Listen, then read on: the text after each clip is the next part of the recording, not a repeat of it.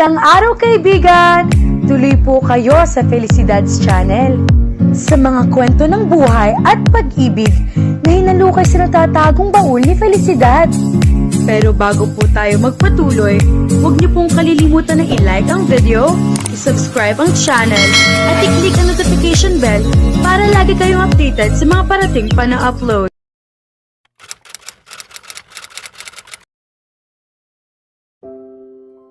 Nang gabing iyon, tahimik ang bahay ni Amara. Tanging ang marahang tikatik ng orasan at ang samyo ng bagong timplang kape ang bumabasag sa katahimikan. Matagal nang natutulog si Lucas, habang si Miranda naman ay nakakulot sa sofa, hawak ang kanyang tasa. May mapanuksong iting naglalaro sa kanyang mga labi. Kaya, bahagya niyang itinaas ang isang kilay, puno ng panunukso ang kanyang tinig. Ano na ba talaga ang namamagitan sa inyo ni Tony nitong mga nakaraang araw? Sinulyapan siya ni Amara sa gilid ng kanyang mga mata at bahagyang ngumiti. Ano bang ibig mong sabihin? Tanong niya, kunwari iwalang muwang. Napatawa si Miranda at agad na inabot ang tagiliran ni Amara upang kilitiin ito. Hoy! Bulalas ni Amara habang natatawa. Sige na, umamin ka na, pangulit ni Miranda. Hindi pa rin nawawala ang malawak ng ngiti sa kanyang mukha. Marahang huminga ng malalim si Amara at bahagyang lumambot ang kanyang ngiti. Magkaibigan lang kami. Wala nang higit pa roon. At sa kaibuturan ng kanyang puso, alam niyang totoo ang kanyang sinasabi. Kaibigan lamang si Tony. Wala nang iba. Pero seryoso siyang may nararamdaman para sa iyo, biglang sabi ni Miranda, mas naging banayad ang kanyang tinig.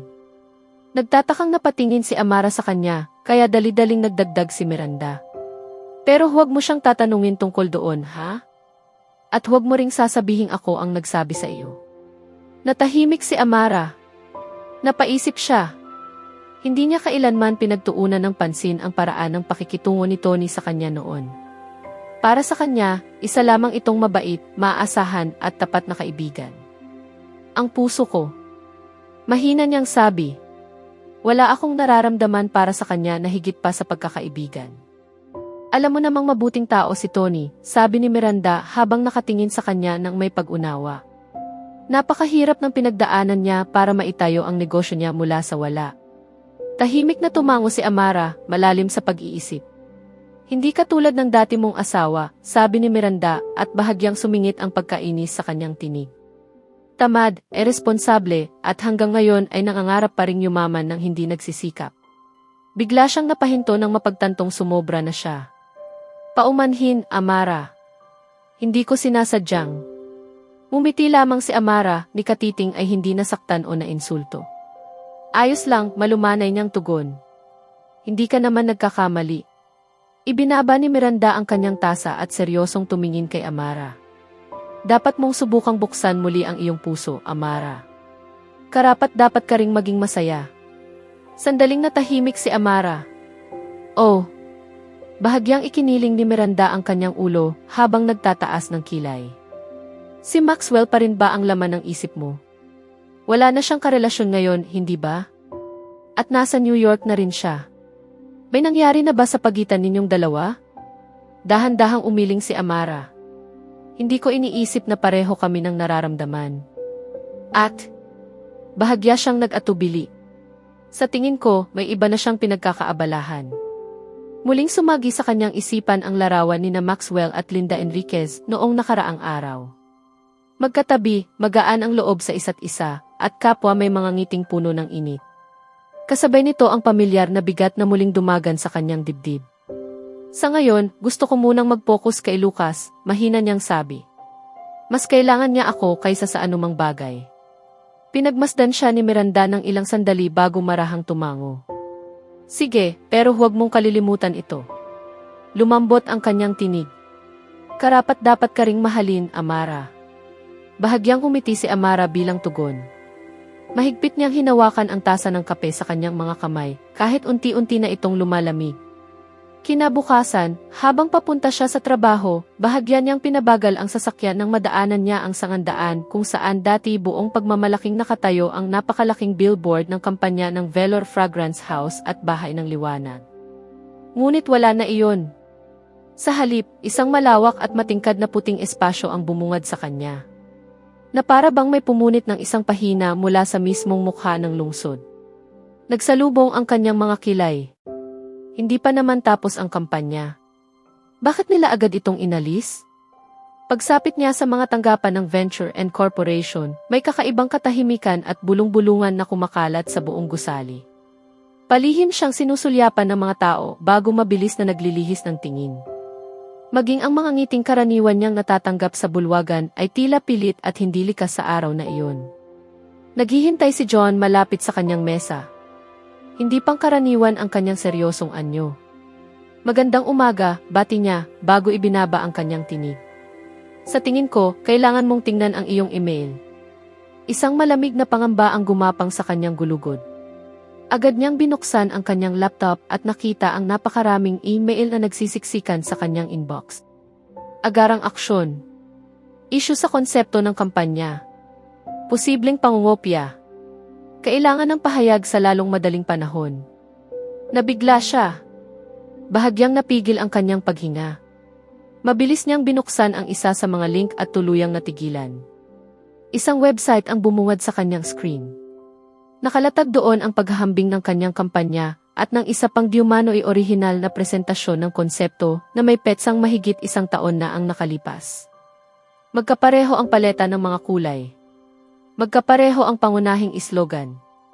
At nakapangingilabot ang pagkakahawig ng mahahalagang biswal na elemento. Maging ang buong pahina ay nilagyan ng huwad na petsa upang magmukhang matagal nang umiiral ang konseptong iyon bago pa man ito mahawakan ng Venture and Corporation. At sa pinakataas ng pahina ay nakasulat ang isang malaking pamagat.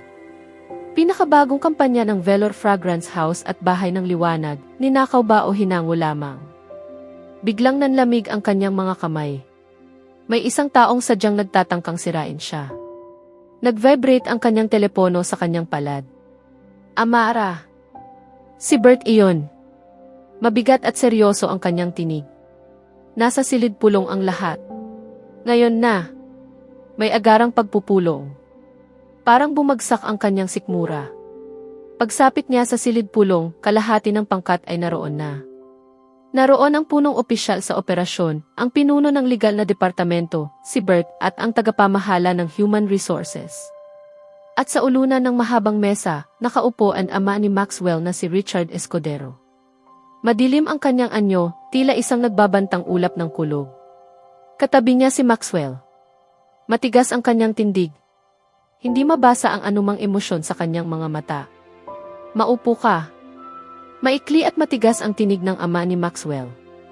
Sa gitna ng mabigat na katahimikan ng silid, tila napakalakas ng tunog ng silyang hinila ni Amara bago siya umupo.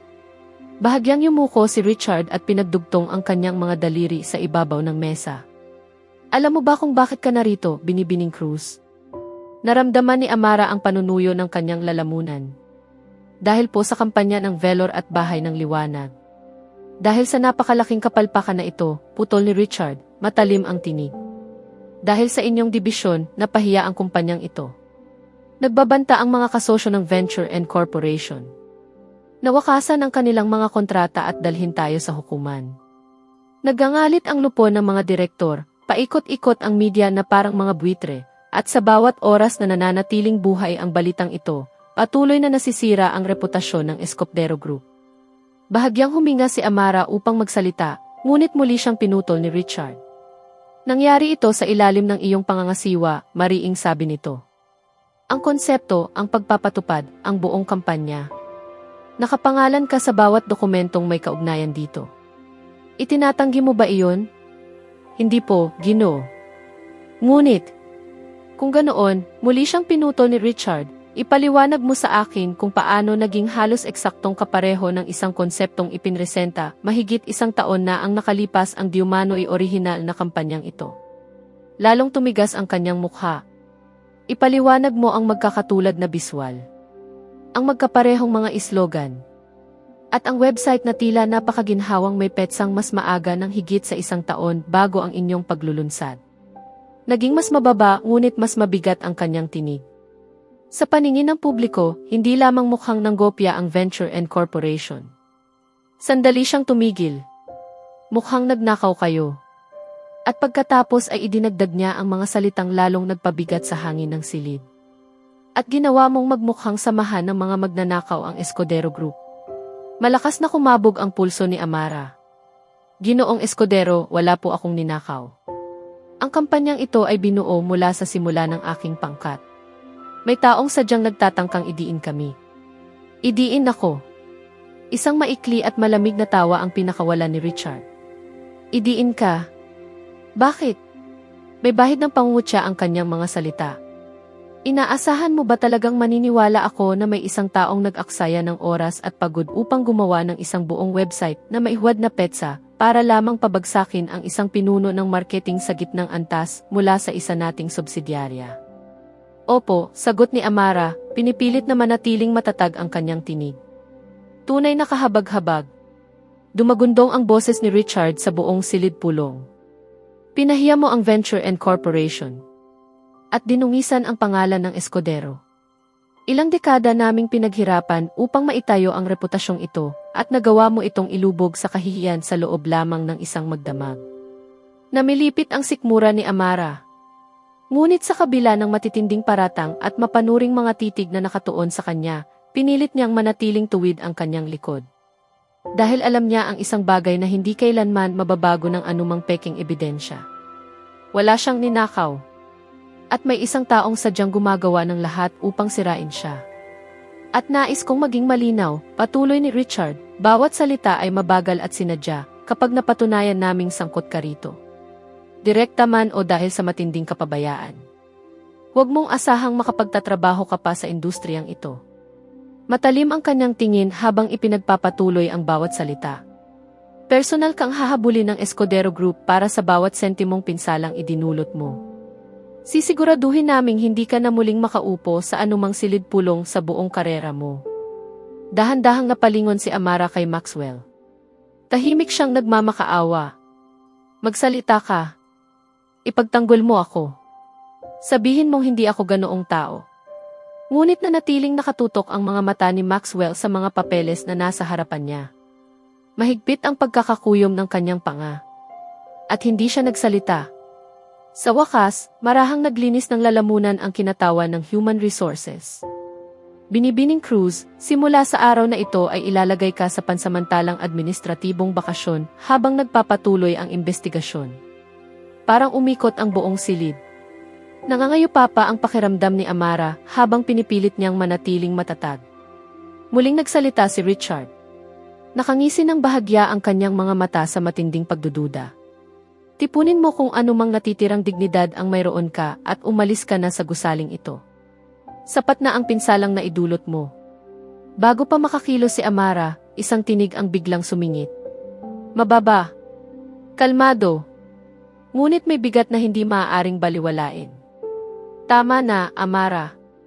Ang mga salitang iyon ay tila putok ng baril sa gitna ng nakabibinging katahimikan ng silid. Napatingin si Maxwell kay Amara sa unang pagkakataon. Binibining Cruz, ipaalam namin sa iyo ang resulta ng investigasyon kapag mayroon na kaming pinal ng mga natuklasan. Hanggang sa panahong iyon, maglaan ka ng oras para sa iyong sarili. Kalmado ang kanyang tinig. Professional. Kontrolado. Ngunit walang anumang mababasa sa kanyang mga mata. Kahit ano. Sa loob ng isang maikling sandali, sinaliksik ni Amara ang kanyang mukha. Desperado siyang makakita ng kahit anong palatandaan. Galit. Pagdududa. Pagtitiwala. Anuman. Kahit ano maliban sa wala. Ngunit wala siyang nakita. Parang nakatingin siya sa isang pintuang mahigpit na nakasara. Nang hapdi ang kanyang lalamunan habang pilit niyang nilulon ang namumuong sakit. Nanginginig ang kanyang mga kamay nang tipunin niya ang mga dokumentong nasa kanyang harapan. Namuti ang kanyang mga buko sa sobrang higpit ng pagkakahawak. Dahan-dahan siyang tumayo. Hindi matatag ang kanyang mga binti. Pakiramdam niya ay nahatulan na siya bago pa man magsimula ang paglilitis. Habang naglalakad patungo sa pinto, tuluyan nang bumagsak ang maiinit na luha sa kanyang mga pisngi. Mabagal. Tahimik. Walang kahit isang hikbi. At sa kaibuturan ng kanyang puso, may isang hangal na bahagi niya na patuloy pa ring umaasa. Umaasang susunod si Maxwell. Tatawagin ang kanyang pangalan. Sasabihing naniniwala ito sa kanya. Sasabihing hindi pa ito ang wakas. Ngunit walang dumating. Walang tumawag. Walang sumunod. At nang tuluyang magsara ang pinto sa kanyang likuran, ang mahinang klik nito ay tila tunog ng isang hatol na hindi na maaaring baligtarin. Sa susunod na kabanata, magsisimula ng maghukay si Maxwell ng katotohanan sa likod ng diumano'y pangungopya, at may matutuklasan siyang detalye na magpapayanig sa buong kaso laban kay Amara. Samantala, habang unti-unting nawawala ng pag-asa si Amara, isang hindi inaasahang kakampi ang lalapit upang tulungan siyang ilantad ang taong nasa likod ng mapanirang sabwatan. Kaya abangan natin,